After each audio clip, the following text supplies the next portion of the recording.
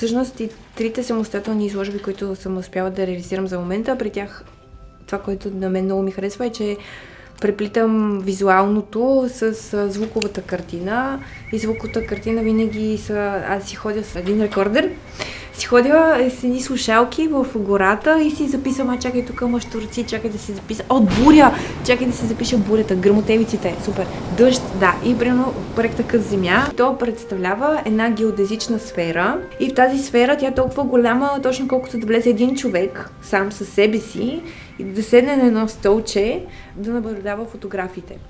И бях сложила звуковата картина, която тя имаше птички, повей на вятър, и по едно време почна дъжд, почват гръмотевици и много беше забавно да гледаш как хората минават покрай сферата, където бичи бум-бум, гръм и са валили и гледат, той слънчев ден няма как да валили.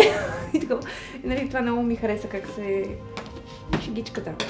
Пренасяш ги в друг свят. Абсолютно ги пренасям в друг свят и това супер ми харесва. Много е смешно, защото преди да почна да правя поредни трансфери, правих такива много размазани фотографии с много дълга експозиция и винаги ги наричаха картини.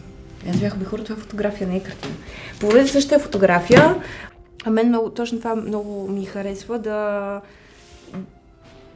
изляза от това, този стереотип на фотографията е конкретен образ и да покажа, че фотографията може да бъде абсолютно всяко едно нещо, което ти изпитваш, всяко едно нещо, което ти искаш да си спомниш, всяко едно нещо, което си сънувал, искаш да си го припомниш отново, фотографията може да бъде всичко.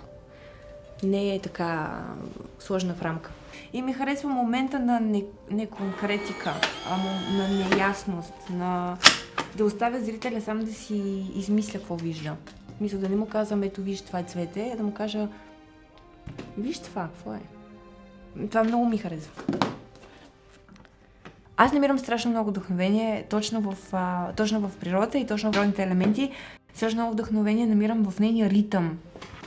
Ето дори да си погледнеш през прозореца. Имаш дърво. Какво прави това дърво? То се събужда пролета, разлиства се, напъпва, после му изпадат цветовете. Обаче то продължава да бъде зелено. То е зелено цяло лято. И после в един момент вече се уморява и започва да му окапват цветовете. То започва да заспива своя зимен сън. След то започва да умира. Обаче после пак се събужда. И това много ясно природата ни показва кръговрата на живота и кръговрата на нас самите. И ние в момента сме тук, да, после някакъв момент няма да ни има, а после пак ще се появим, после пак няма да ни има. И много ме вълнува темата за времето и времето за светоусещането и темата за това ти да осъзнаеш, че ти имаш само тук и ти имаш само сега.